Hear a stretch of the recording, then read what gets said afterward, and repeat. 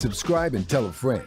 Now, let's break it down with your host and sought-after slayer of bad pricing, Marcos Rivera. What's up and welcome to the Street Pricing Podcast. I'm Marcos Rivera, author, founder, and pricing coach.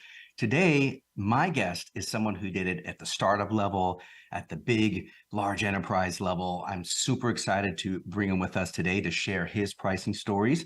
Today, I have Hamzah Hafesji. Hamzah, welcome to the show, man.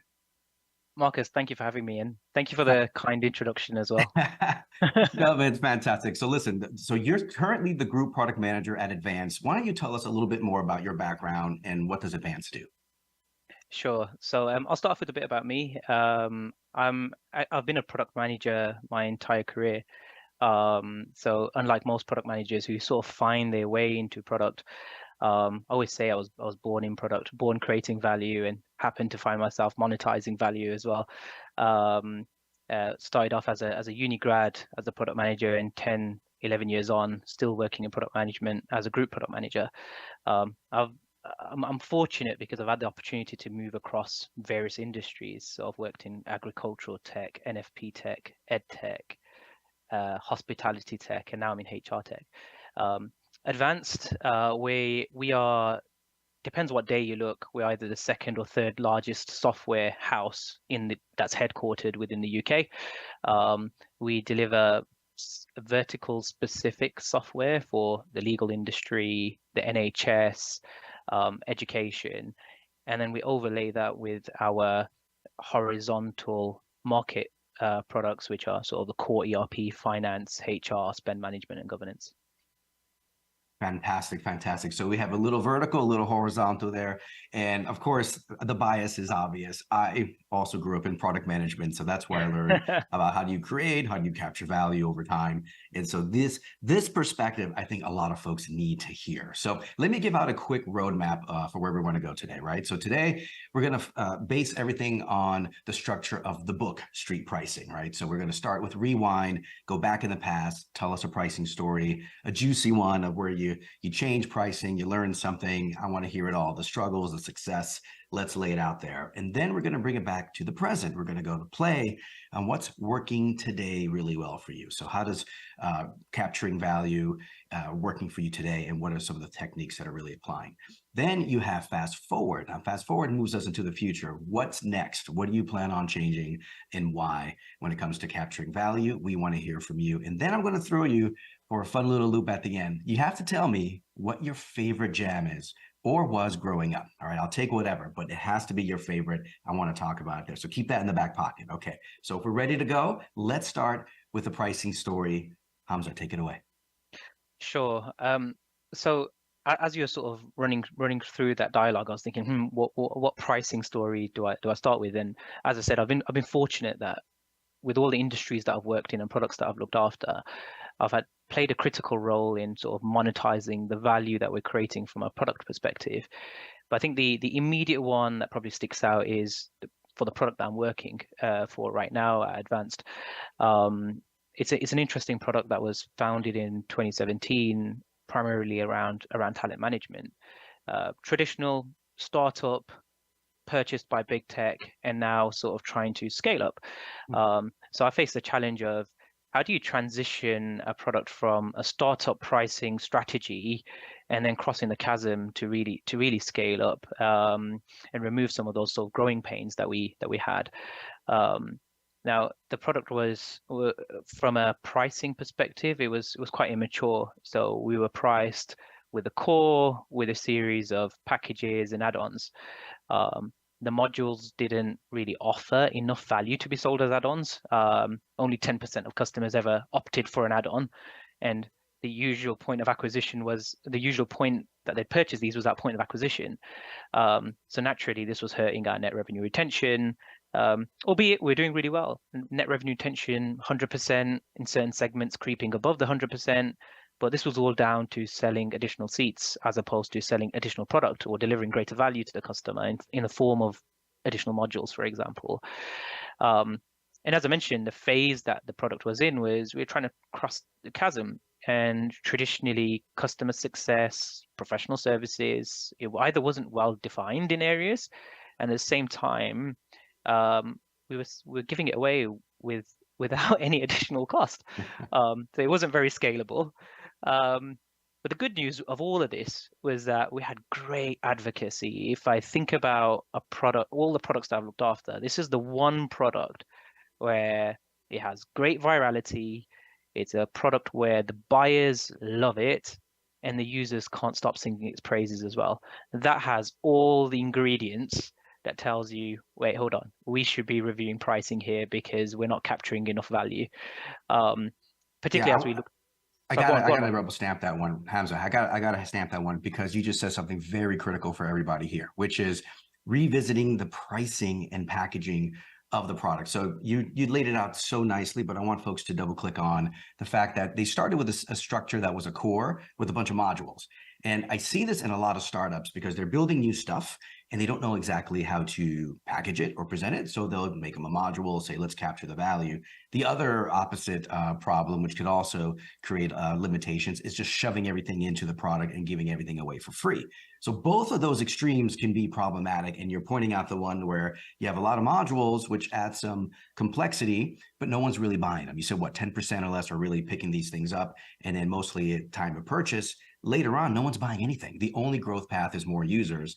And so if you see this happening where you're not really growing in more than one dimension, or if you just really can't expand and sell those modules across, that's a signal that you should step back and relook at the pricing and packaging. So Hamzah, take it away, man. Now what? Now you realize you got a problem. Now you realize you got to relook at this. What did you do next? So we always recognized we had the problem. Or I always had it in my mind that we had the problem. Because I think just to your point, when you're in the fortunate position of being in big tech or at the point of being the acquirer, usually there's patterns that you look out for, and the examples that you gave are the patterns that I always look out for as well. Is there's opportunities to capture greater value, particularly when you're in product management and we own the price book. So as well as that, we started to recognize that actually when we were thinking about the competition and coming up against them, we weren't positioning ourselves from a go-to-market perspective as a premium product, when the expectation is that we should be doing that. And I think that was down to the limitations of our pricing, because our pricing was cheaper. We are coming across as a cheaper product, not as a premium product.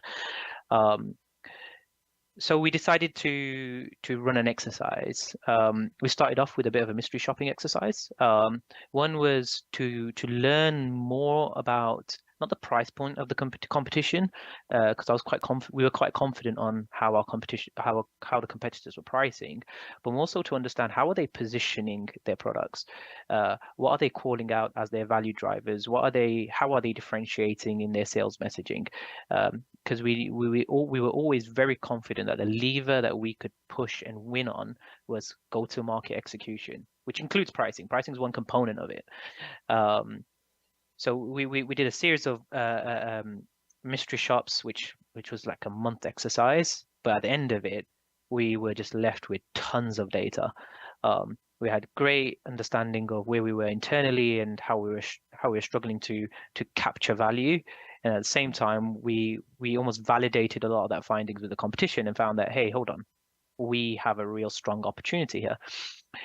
So we overhauled the entire price book.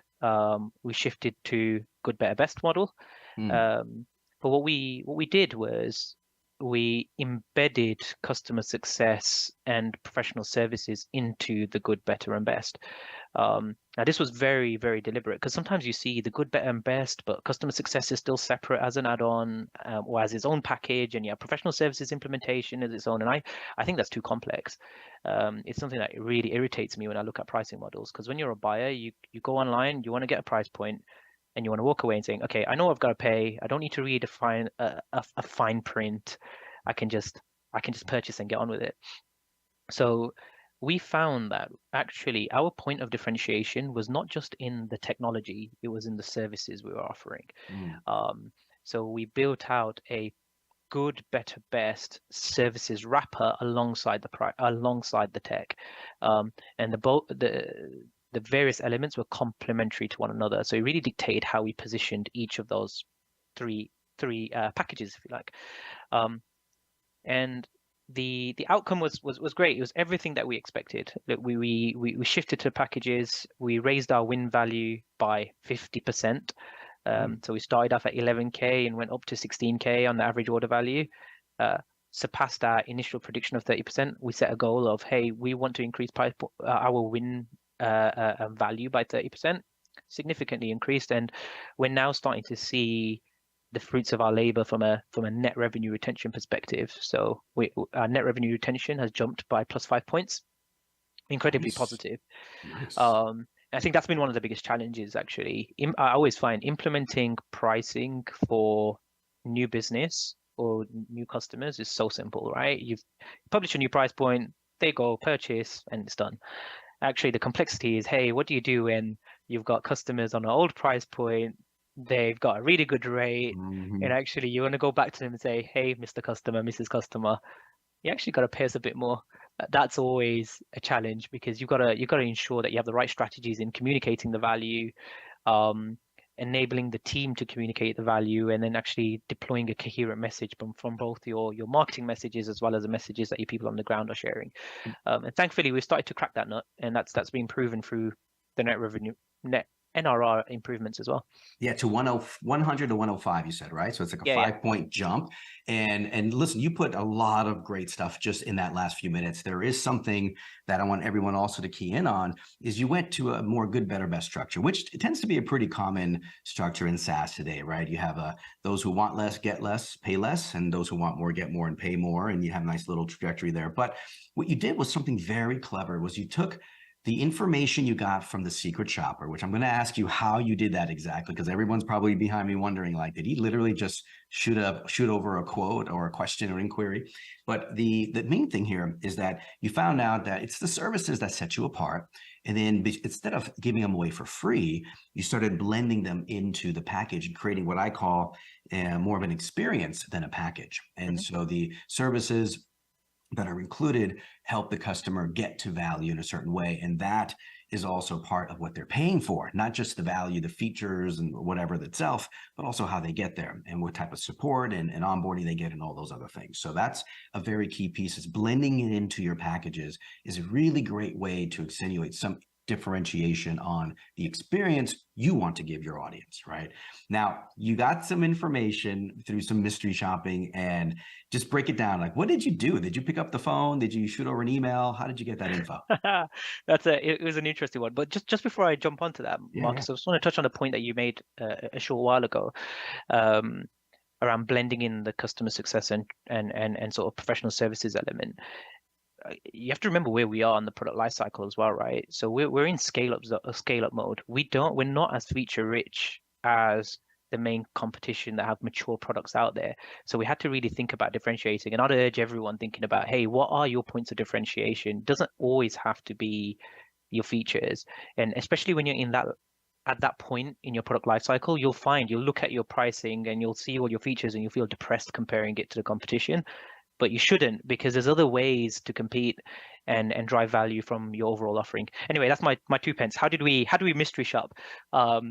We had a salesperson who was in our team, and funnily enough, he actually handed in his notice. He was getting ready to move on, but in a unique way. He was getting ready to move on and open his own business. He was starting a consultancy. So we sat down with him and we was like, hey, we want to run this project. You've just started up your own business. It's not in this industry. How about you run a mystery shopping exercise for a tool that may benefit your business? It may not, but you could leave on a bang. So under his business name, the pretense of his business emails and everything else, went away, set out feelers on websites, and we worked the way through. And actually, when we were measuring the mystery shop, we weren't just measuring, hey, let's get through to the demo and look at understand experience and intelligence. Actually, we were measuring and trying to understand the full experience from the point of going onto a website and clicking book demo or inquire now, right through to the point of receiving a price point. and we are finding competitive levers that we could potentially pull throughout that journey of the go-to-market cycle. Beautiful. And it was great. We had like a 90% hit rate. So we set out like 6 customers that we wanted to hit, and like 90% of them got back to us and gave us their pricing and then how they differentiate and gave us a full sales experience. It literally, as I mean, we were drowning with data. We were drowning in data. It was great. That is fantastic. I hope everybody listens to that one here, because you were fortunate to have that rep leave and start a business. And I'm sure companies have people leave all the time and start businesses. So I'm sure there's something there too. But you weren't just looking for price points. You were also looking for that sales experience. What levers can you pull? You also looked at how they positioned, how they differentiated. So competitive intelligence around pricing isn't just about getting the other price point. It's all the other levers that you can pull, that whole experience from end to end, from the inquiry all the way to getting the price, and then beyond that. So I'd love how you use that as a great source of information to start moving away from that guesswork, right? I talk about that in the book all the time, moving away from the guesswork and getting to some type of real growth. So you went from 100 to 105. What else happened? I mentioned, look, on the average order value, the average order value jumped by 50.5%, which was an incredible piece for us. From going from 11K to 16K, targeting the mid-market, we wanted to position ourselves as the premium mid-market player on the block.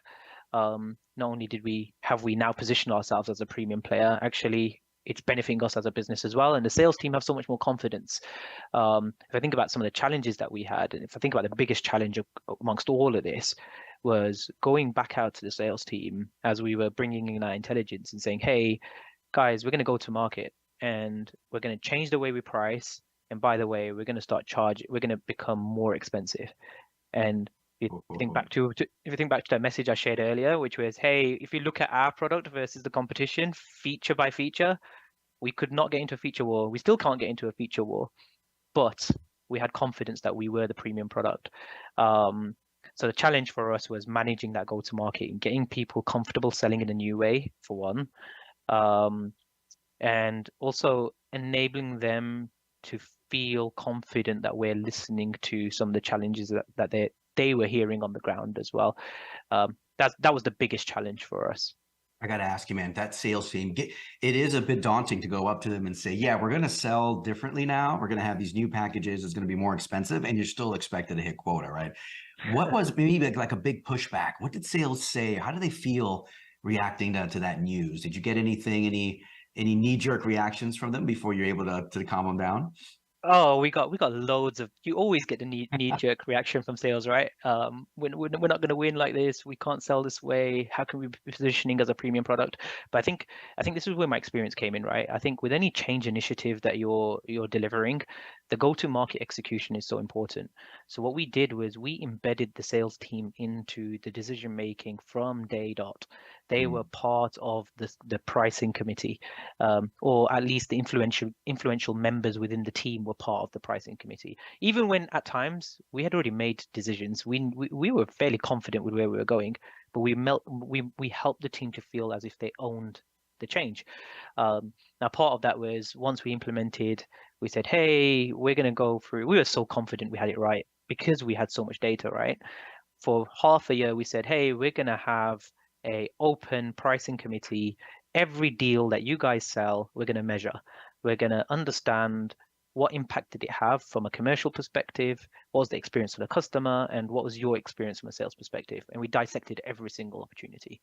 So by the end of it, after a month or 2 months, the sales teams got sick of it. They're like, let's stop this. There's no need for it. They waved the flag. Okay, that's fine. Yeah. Hey, that's cool. At least they know you were paying attention and that you cared. One thing about sales is like they always feel like these changes could be the anti-sales motion. You're just making it harder for me to get quota. You're making it harder for me to win. But it's actually quite the opposite. So you brought them along for the ride. So they were kind of in the decision making, and then just giving them that level of focus and breaking it down step by step along the way. Just let them feel like, yes, you have our back, and we're going to be more successful together, man. That was fantastic. Now, if you had to think about that whole journey, which by the way is packed full of learnings from end to end, with the competitive research, with the sales rollout, with everything, what is the one the one takeaway or the one thing to remember in that whole experience? Well, how would you crystallize it into one thing for our audience? I would say articulating value is not just, or selling value is not just the price point. You've got to think about the entire piece of your value chain. Doesn't have to be the product, doesn't have to be your services. It could be just your implementation and support. But it's something to consider. Like, think about your entire value chain and think about how do you deliver the value for your value chain and recognize it. I like that so much. So many get fixated on that number, on that price. It's actually far more than that, and to make gains, and you've proven that with your research. So let's bring us from the past to the present. Let's bring us to play. What's working right now these days? What's a technique or something you've implemented that's getting really good results? Yeah, so I think I'll continue with this similar example because over time we've adapted and we've changed and we've made small edits. I think the one that I think is working really well is probably the one that I find is most controversial with marketing teams, sales teams, leaders of businesses, which is, hey, we're now we've changed our pricing, we've seen a huge win rate, we've positioned ourselves differently, but we're gonna now publish our pricing online. We're gonna be completely transparent. And I always find that leaders find this so scary. Yeah. And I mean, people might find this provocative, right? But and I don't understand why the biggest insecurity is that your competitors will know your price point and how they react to it. Actually, from my experience, what I find is that the competition focus less on you when they can see your pricing and actually find themselves in a defensive mode. Now, I'll explain it. I'll explain it in a bit more detail. What I found was, as we said, hey, we're going to publish our pricing online. We focused so hard as a team on value articulation. How do we articulate the value that our product and services delivers to the market more than we would have done if we didn't publish it online? I don't think we would have spent so much time really giving it thought. And what else has happened is we've kept ourselves honest. So as we're delivering more value through the product, delivering new features, assigning them to packages, we go back to that value articulation again. How are we going to articulate it? What does the website look like? What does our messaging look like? Yada yada yada yada.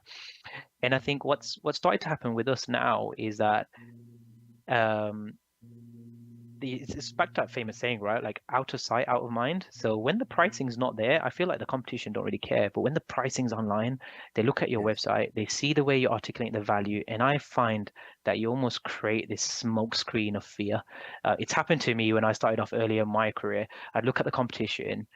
I know they weren't great, but suddenly they have pricing, they're articulating the value, getting like, oh my God, this place is the best product ever, and it's the best place to work for, and everything else. And you find yourself in this tunnel. And I always say to my product teams, right, like, hey guys, competition is one part of the jigsaw when it comes to intelligence, but we stay in our lane. We know what we're worth, we know where we're going, and we focus on our trajectory. We'll use the insights that we get, and that's it. It's a component of decision making. So I think it's all about trusting your source, publishing it online, and actually creating that almost smoke screen for the competition. And do you know what else is great? Like, from a lead gen perspective, we know that if a buyer goes onto the website, they looked at pricing, they've tinkered around with the numbers, messed around with the packages, read through them, and then hit book a demo. That is a much more qualified lead than someone that's just landed on the website and clicked book a demo. That's a very key point there and all that. So some of that's a little counterintuitive, right? You're like thinking like, oh, wait, did I just expose all that? But of the psychology play, the putting them on the defensive, the strutting in your lane, I love that. And being focused on what you do and knowing what you're worth is really the key behind a lot of that. Hamzah, that was fantastic. One last thing on the future. So things are working, but you're going to change something, I bet. What are you thinking of changing and why? This is another big change that we're actually implementing at the moment, or in the process of, right? So the next change for us is to consider product-led growth. It's driven by two factors, right? The numbers prove the impact. of PLG. I mean, when you read some of the stuff from OpenView, which I'm sure most of your listeners probably do, the significant gains across all SaaS metrics, whether it's revenue scale, growth multiples, NRR, Rule of 40, yada yada. But the product that we look after, it has everything in its armory to drive virality, and we've been really considering how do we do that? How do we take our pricing and acquisition to a new level? And I think being in product management allows us to think about this way, because being in product management and owning the price book allows us to do this. I think if I wasn't in product management, maybe we wouldn't be thinking about this way. So we've actually started off with an experiment. You'll find this interesting. We have on our website, we have like over 70,000 to 100,000 users a month that land on the website and might consume some content or book a demo. We've created a black door experiment. We changed the book a demo button to get started now. Prospect clicks on it, and all it takes them to is a window saying coming soon. But we're experimenting, seeing, wait, hold on, from our organic traffic, how many buyers do we have that are actually interested in getting started now? So we're currently in measure phase. We've had 1 month of the experiment. It's proven really valuable. We're going to run until the end of December, and then from there we're going to plan actually how do we implement product-led growth. The hypothesis is that we will start with a freemium and then and really go at it. But the experiment is leading itself down. Potentially we might start with the free trial. But yeah, that's what's on the agenda for us. Big change. We will have a get started now and then keep with our starter, standard, and ultimate packages as well. So yeah, really exciting times. That's super exciting, and it's all deliberate. It's all intentional, step by step. No guesswork going on here. Like every single thing you're putting in place is leading you or giving you a piece of information for the next step. So I wish you best of luck on that freemium launch and as you continue to plow forward. So Hamzah, you came in today with a phenomenal accent and even better content. And you're giving us some good stuff today, man. Thank you so much for just taking it to the streets, dropping some knowledge today, man. I want to thank you for all the key lessons on competitive, on just crossing that chasm, as you mentioned in the beginning. I thought that was phenomenal takeaways, man. Thank you again. No, you're welcome. You're welcome. Phenomenal. Team, that's it for today. And please take this knowledge, put it forward. Everything you learned, you can apply right away. And I'm looking forward to seeing those changes. And remember, stop guessing, start growing. Until next time. Thank you and much love for listening to the Street Pricing Podcast with Marcos Rivera. We hope you enjoyed this episode, and don't forget to like and subscribe. If you want to learn more about capturing value, pick up a copy of Street Pricing on Amazon. Until next time.